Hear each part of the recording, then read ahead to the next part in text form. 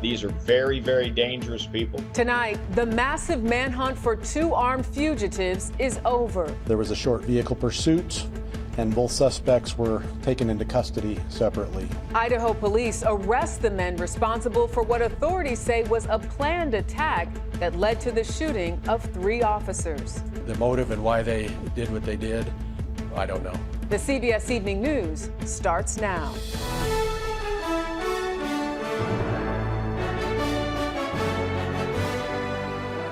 Good evening and thank you for joining us on this Thursday. I'm Jerika Duncan in for Nora. We begin tonight with some breaking news. The manhunt for 2 armed and dangerous suspects in Idaho has come to an end. Idaho police say a prison gang member and his accomplice were taken into custody near the city of Twin Falls this afternoon following a brief car chase.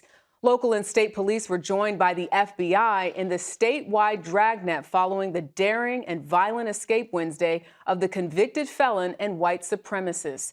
3 corrections officers were shot and wounded during the incident. Officials say they are also investigating 2 homicides that are potentially connected to the suspects. CBS's Carter Evans starts us off tonight with the latest details. Skylar Mead and Nicholas Umfenauer are in custody.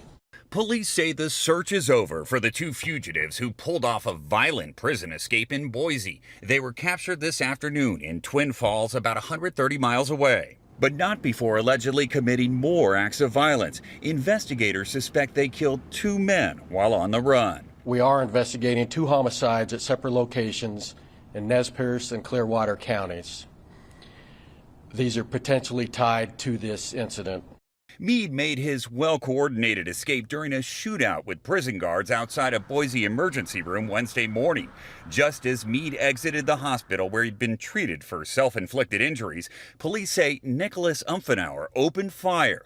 3 corrections officers were shot in the chaos and survived. We know with near certainty this was not an accident. This was a planned event. The Department of Corrections says both Mead and Umfenauer are known members of the Aryan Knights prison gang, a white supremacist group formed in Idaho's prison system in the 90s.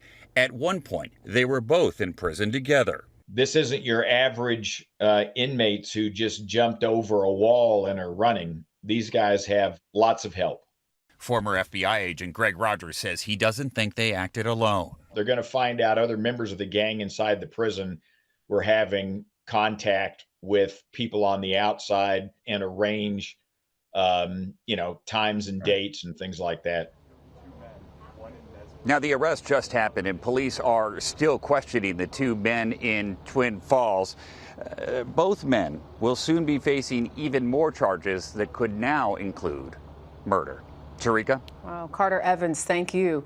Now to that antitrust lawsuit against Apple, the 2nd largest company in the U.S. and the world. Its stock fell 4% today after the Justice Department accused the tech giant of hurting consumers by creating a monopoly in the smartphone market. CBS News senior business and tech correspondent Jolyn Kent has more on what this could mean for iPhone users.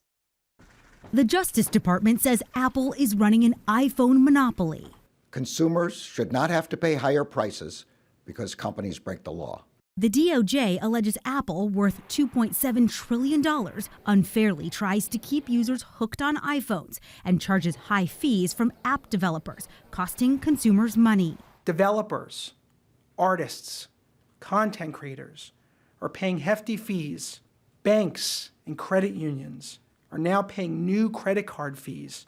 These fees will cost the economy, the U.S. economy, billions of dollars. Apple denies the allegations and says a victory for the government would also set a dangerous precedent, empowering government to take a heavy hand in designing people's technology. The DOJ specifically calls out Apple for allegedly boxing out other companies' devices to help keep track of items like keys, to give an edge to its own AirTag, and for allowing lower quality text messages between iPhone and Android users, creating what many call the blue and green bubble divide. Experts say this lawsuit will take years. What will change for an iPhone user now that this lawsuit has been filed? In the immediate future, nothing is going to change, right? These antitrust lawsuits are really complicated, but if the government is successful here, we could end up in a world where the iPhone is a much more open device that plays better with the rest of the tech industry and the rest of the world. And tonight, the feeling inside Apple's Cupertino headquarters is to fight back hard against what they are calling a misguided assault. And the Justice Department says if left unchallenged, Apple will continue to strengthen its monopoly. Safe to say both sides are ready for a major showdown in court. Jerika. That's right, Jolene. And it sounds like it's only the beginning. Thank you. Well, turning to the weather, where the first days of spring are feeling more like winter. Parts of Maine getting up to a foot of snow in the past 24 hours. The Midwest is also bracing for a blast of snow from the Dakotas to Michigan. For more on that, let's bring in our meteorologist, Mike Bettis, from our partners at the Weather Channel. Good evening, Mike. Jerika, good evening. Yes, it is spring, but our northern states, almost every single one of them expecting snow over the next several days. First one comes in tonight and tomorrow, puts down a swath of snow through the upper Midwest. Places like Milwaukee could be looking at 3 to 5 inches of snow. Then eventually that system gets its act together across the Northeast, could produce significant snow here and significant wind as well. Coastal flooding could be an issue as that system moves by. But look at some of the totals here, especially into the mountains. 1.5 to 2 feet of snow is on the way. Oh, and then there's another one that comes in beginning Sunday and may not wrap up until Tuesday. A big bullseye around central Minnesota, and with 1 foot to 1.5 feet of snow in the forecast, Eureka, a place like Minneapolis could see its biggest snow of the season, eclipsing what it's had for all of winter. All right, Mike, thank you. We are learning new details tonight about the steps the New York Attorney General has taken towards seizing former President Donald Trump's property. Now, this could happen if he fails to come up with that court-ordered payment of $464 million in his civil fraud case. When it comes to the campaign trail, however, the polls suggest a close race. But as CBS's Robert Costa reports, the race for campaign cash right now is no contest. President Biden touching down in Houston today as his campaign fundraising takes off. With 3 donor gatherings in 2 days, the Democratic money machine is expected to bring in another $7 million. And Biden is courting high-profile donors like billionaire businessman Mark Cuban. Let's beat him again.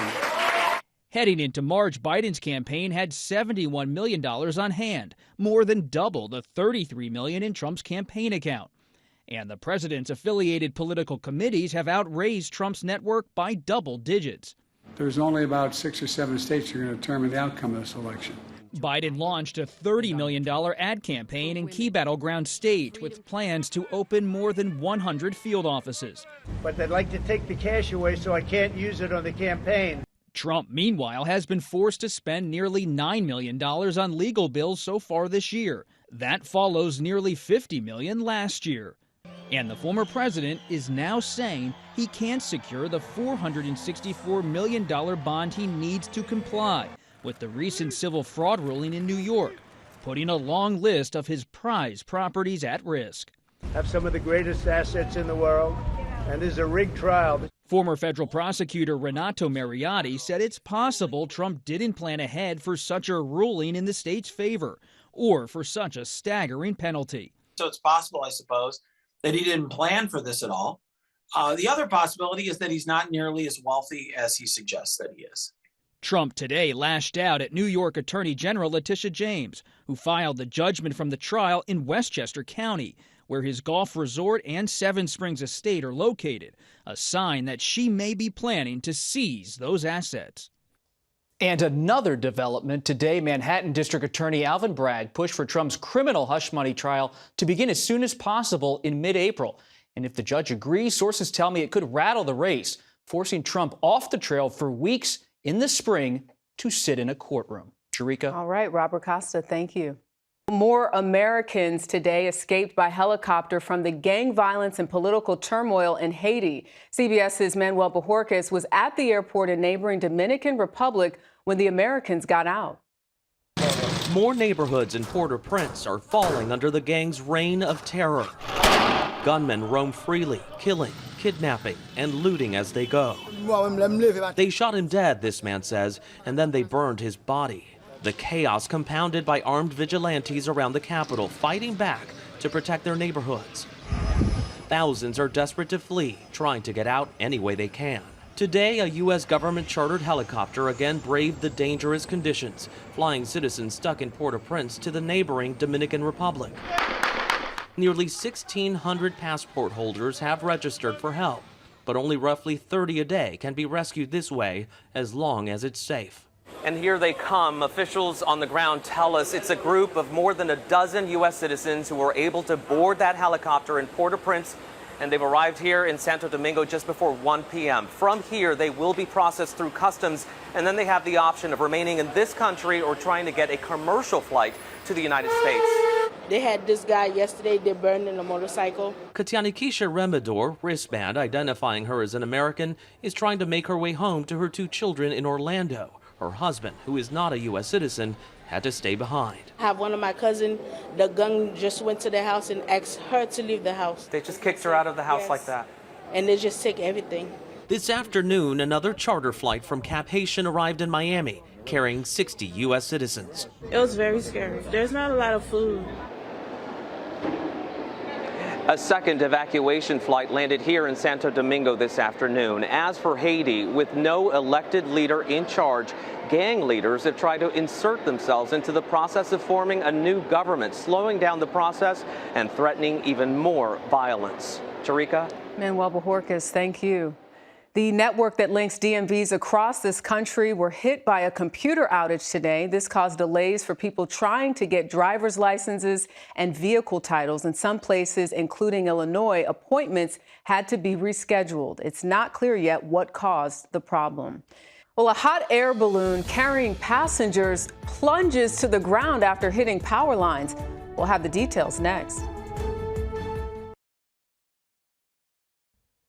4 years after the COVID pandemic shut down America's school systems, a nonprofit organization is helping New York City students get back on track. Here's CBS's Elaine Quijano.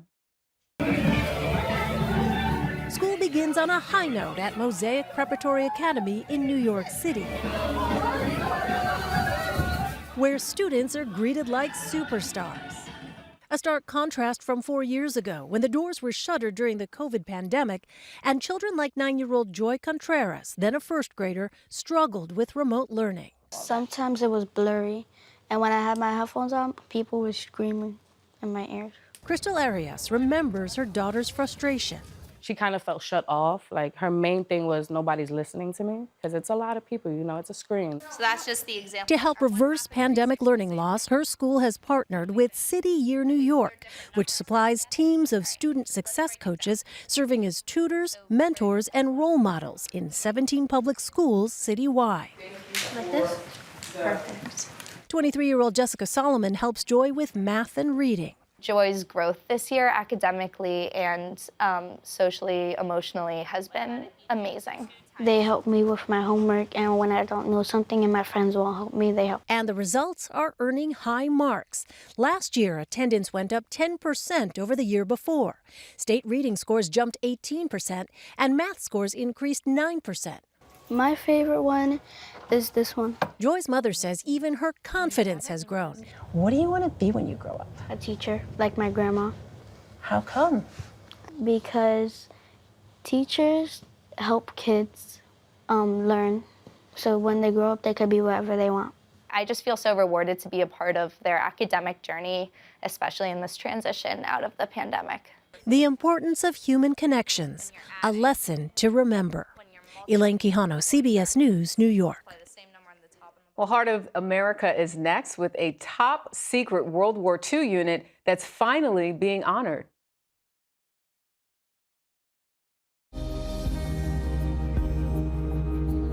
Finally, tonight's Heart of America. Meet the surviving members of a top secret World War II unit nicknamed the Ghost Army. Well, today they finally got their recognition by being awarded the Congressional Gold Medal. Their missions had more to do with the art of deception than the art of war. You see, they used inflatable tanks, fake radio dispatches, and even loudspeakers to sound like a much larger division. Their job was to fool the Nazis and draw attention away from the real battlefield. 3 of the 7 known surviving members were at the ceremony. Rick Beyer, the president of the Legacy Project, helped today come to fruition. to project strength when you have none, to purposely draw enemy fire to keep it from falling on others, a dangerous business, not for the faint of heart. Today, the 1,300 men of the Ghost Army are finally getting their due. World War II's Ghost Army, tonight's Heart of America. And that is the CBS Evening News. For Nora O'Donnell, I'm Jerika Duncan. Have a great night.